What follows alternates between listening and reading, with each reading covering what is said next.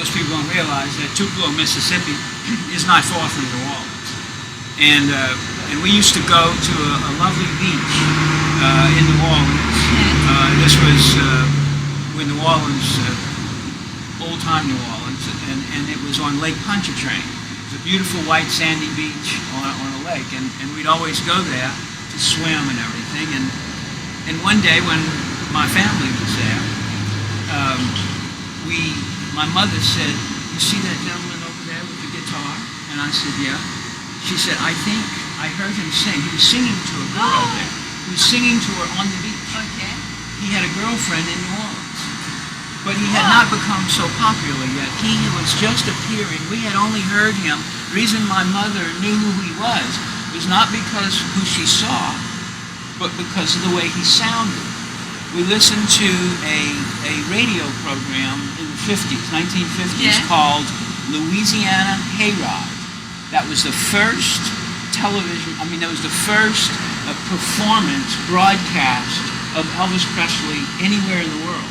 And he did that as a part of this show called Louisiana Hayride. That's why we knew the sound. And when my mother heard him singing to this lady, she said, on the beach, she said, "I think that's the guy. That's the guy who sings on." We didn't even know, couldn't even remember his name at that point. How old he was, you think? Let's see, 15? He was around 18. 18 or 19, right in there. I think the Louisiana Hayride show was broadcast in 1954. He was born in 35. Exactly. That would make him 18 or 19, right in there. And he had a girlfriend in New Orleans. Yeah. And in some of his biographies, you can see his pictures of her. And so this was the girl that he was singing to at that time. And then we saw him a number of times because we went to the beach often. Okay. And he went to the beach often simply because this was the closest beach to where he lived in Tupelo, Mississippi. And then he had moved to Memphis, and then he would drive down to New Orleans, which is not very far. Oh. So that's how I knew him there. Later, as I grew older, I became a speechwriter and public relations person, and I worked for the governor of Louisiana, writing speeches for him. And one of my projects, my main project, was to build what became the largest building on Earth, the largest clear span building in the world. In New Orleans, okay. Right? And it's called, still exists, called the Louisiana Superdome.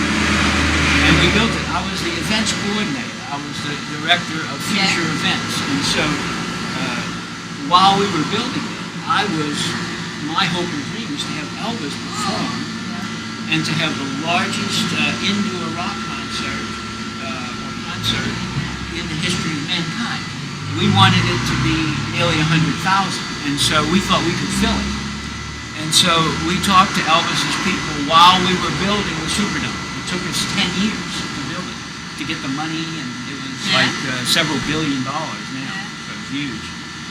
And so as we were completing it in the 70s, we started talking to Elvis and his people about performing in the Superdome. It was kind of like his hometown, and he sort of thought, well, it'd really be great to fill that in New Orleans, because that's a place he used to come to. He loved the people there. He loved the music. He was influenced by the music of New Orleans.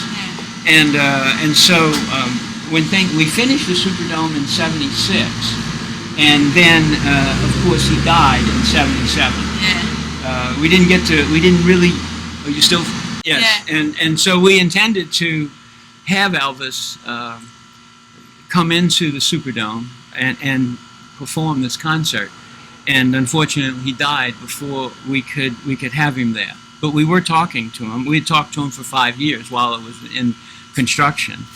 And then later, myself and a gentleman that I worked with, his name was Dave Dixon, we were in the European fine art and antique business in New Orleans. After the Superdome, we decided to do that.